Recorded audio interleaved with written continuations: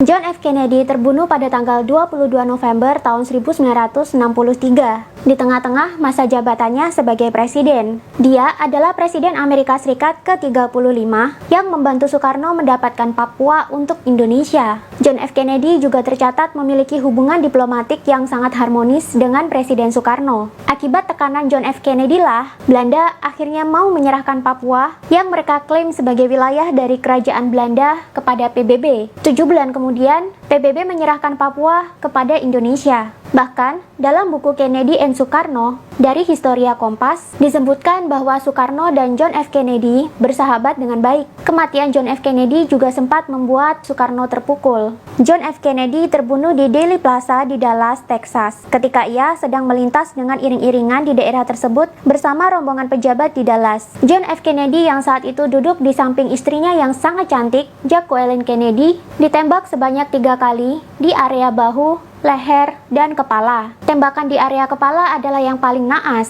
Pelurunya membuat tengkorak John F. Kennedy pecah, dan serpihan otak, darah, dan tulang tengkoraknya ikut muncrat keluar. Jacqueline juga terlihat sempat menaiki bagian belakang mobil untuk mengumpulkan serpihan-serpihan otak John F. Kennedy yang berceceran. Ini adalah sebuah tragedi yang mengerikan sekaligus memilukan. Salah seorang petugas pengawal kemudian buru-buru menyelamatkan Jacqueline dan membuat Jacqueline duduk kembali di samping John F. Kennedy. John F. Kennedy kemudian dilarikan ke Parkland Memorial Hospital. Sepanjang jalan, John F. Kennedy terus didekap oleh istrinya. Tapi, nyawa John F. Kennedy tidak tertolong. 1 jam setelah tragedi penembakan, John F. Kennedy dinyatakan meninggal dan dimakamkan 2 hari kemudian. Seorang pemuda mantan tentara yang diduga pelaku penembakan yang bernama Lee Harvey Oswald segera ditangkap dan diamankan. Ia diduga menembak John F. Kennedy dari lantai 6 gedung Texas School Book Depository. Tapi, belum sempat menjalani pengadilan dan investigasi lebih lanjut, Oswald juga mati ditembak oleh orang lain.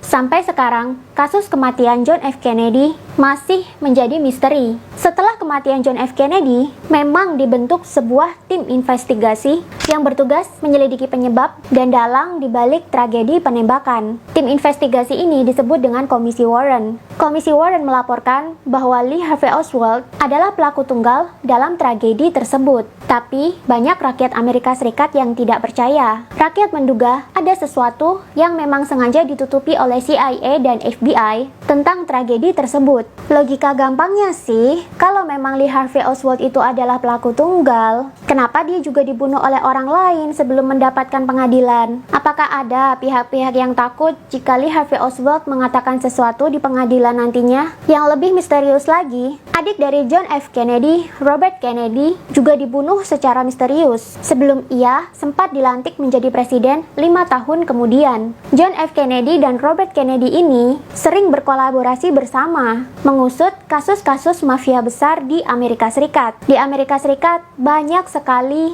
elit-elit pengusaha kapitalis yang kotor. Mereka tak segan-segan melakukan korupsi, menindas rakyat, bahkan menyuap politikus untuk membuat kebijakan-kebijakan yang hanya menguntungkan bisnis-bisnis mereka saja. Para mafia elit ini juga dikabarkan ada di belakang CIA. Karena itulah, di masa tersebut, CIA gencar melakukan operasi intelijen dan intervensi ke negara-negara yang masih menganut ideologi komunisme. Negara-negara penganut komunisme kebanyakan adalah negara yang kaya dengan sumber daya alam. Jika negara tersebut menganut ideologi komunisme, maka para mafia elit kapitalis akan sulit untuk menanamkan modal dan mengeruk keuntungan bisnis di negara tersebut. Ideologi komunisme yang berlawanan dengan kapitalisme pasti menuntut keuntungan yang besar untuk negara dari setiap bisnis asing yang bercokol di negara tersebut. Dan ini tentu saja tidak disukai oleh mafia elit kapitalis. Prinsip kapitalisme kan dengan modal sesedikit mungkin bisa mendapatkan keuntungan yang semaksimal mungkin. Sebenarnya,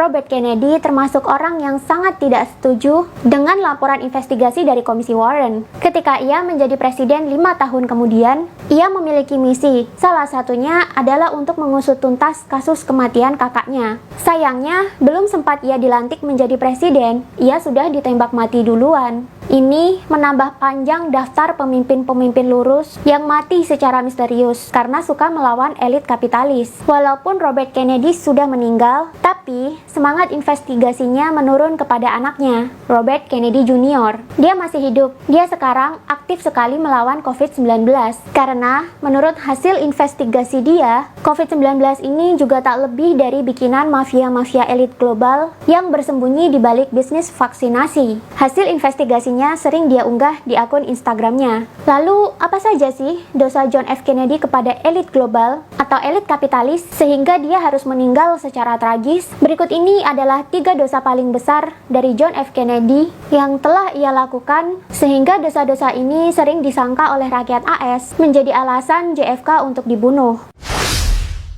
Yang pertama, John F. Kennedy menandatangani Executive Order nomor 11110. Ini adalah keputusan yang membuat para elit bankir murka, karena dengan adanya Executive Order ini, dolar Amerika Serikat tak lagi dicetak oleh Federal Reserve, tapi langsung di bawah pemerintahan Amerika Serikat. Ini tentunya membuat para bankir murka, karena Federal Reserve sebenarnya adalah bank sentral Amerika Serikat yang dimiliki oleh swasta. Mereka memiliki hak untuk mencetak uang dan mengendalikan suplai uang di Amerika Serikat selama bertahun-tahun. Atas ditandatanganinya Executive Order ini, tentu para bankir swasta yang berada di balik Federal Reserve tidak akan mendapatkan pemasukan dan tak akan lagi bisa mengambil keuntungan ekonomi dari kontrol uang di Amerika Serikat. John F. Kennedy sebelumnya ternyata sudah mengetahui kong-kali-kong bankir swasta yang mau mengendalikan perekonomian negara sekaligus mengeruk keuntungan berlimpah dari bisnis bank sentral. Karena itu, oleh John F. Kennedy, kuasa untuk mencetak uang dolar Amerika Serikat dikembalikan ke tangan pemerintah, bukan di tangan pengusaha atau bankir swasta. Yang kedua, John F. Kennedy mendukung Indonesia untuk mendapatkan Papua. Papua adalah target bisnis para elit kapitalis Amerika Serikat selanjutnya. Para elit kapitalis ternyata telah mengetahui besarnya potensi kandungan emas di dalam Gunung Grasberg. Belum lagi kandungan nikel dan tembaga di Gunung Erzberg di Papua. Para elit kapitalis sangat berharap kalau Papua bisa jatuh ke tangan sekutu mereka, yakni Belanda, supaya mereka bisa menguasai Papua dengan mudah. Tapi Soekarno tidak mau memberikannya kepada Belanda. Ia melobi John F. Kennedy sebagai sekutunya Belanda agar menekan Belanda supaya mau menyerahkan Papua. Bila tidak, Soekarno dibantu dengan Uni Soviet akan melakukan perang perebutan Papua kepada Belanda. Ini tentu akan merepotkan Amerika Serikat sebagai sekutunya Belanda. Karena jika Belanda terlibat perang, Amerika Serikat tentu harus membantu Belanda untuk berperang. Sedangkan di belakang Indonesia ada Uni Soviet, negara adidaya yang menjadi pesaing berat dari Amerika Serikat. Dan lagi pula, saat itu Amerika Serikat dan Uni Soviet sedang terlibat perang dingin. John F. Kennedy pun setuju untuk mendukung Indonesia mendapatkan Papua. Bahkan, John F. Kennedy juga memberikan bantuan finansial kepada Indonesia sebesar 11 juta US dollar. Ini tentu saja membuat para elit marah besar dan membenci JFK.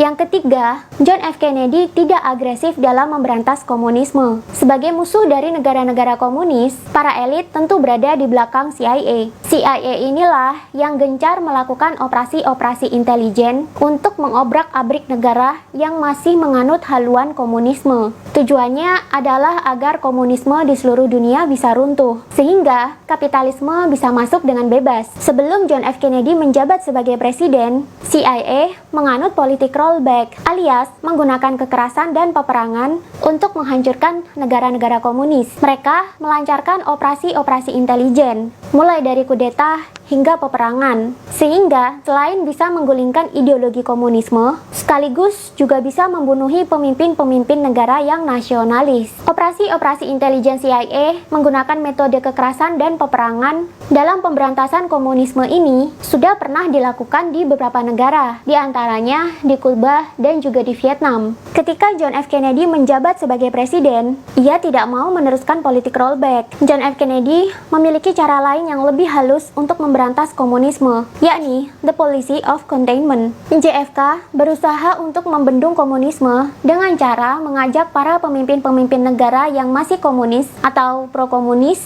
untuk berdiplomasi dan bekerja sama. Karena itu, John F. Kennedy mau bekerja sama dengan Soekarno untuk mendapatkan Papua. John F. Kennedy berpendapat bahwa Soekarno bukanlah komunis, ia 100% nasionalis. Dan Partai Komunis Indonesia yang berdiri di belakang Soekarno juga terdiri dari 90% orang yang nasionalis. Hanya 10% saja yang benar-benar komunis sejati. Dengan mendukung Soekarno mendapatkan Papua, baru dari situlah John F. Kennedy berencana untuk melakukan kerjasama lanjutan untuk menghapus komunisme di Indonesia. Tapi ini tentu membuat CIA dan para elit kapitalis di belakang CIA marah besar. Sudah terlalu banyak John F. Kennedy merugikan para mafia elit. Karena itu, akhirnya John F. Kennedy dibunuh dengan cara yang tragis. Bahkan, bantuan sebesar 11 juta US dollar pun ke Indonesia belum sempat ditransfer, John F. Kennedy sudah berpulang duluan. Setelah kematian John F. Kennedy, Lyndon B. Johnson naik menjadi presiden untuk menggantikan John F. Kennedy. Dari sinilah kebijakan politik Amerika Serikat untuk Indonesia mulai berubah. Bantuan finansial dari Amerika Serikat ke Indonesia sebesar 11 juta US dollar tadi kemudian dibatalkan. CIA juga kembali menganut politik rollback yang penuh dengan operasi intelijen yang sangat sadis, penuh dengan peperangan, penuh dengan kekerasan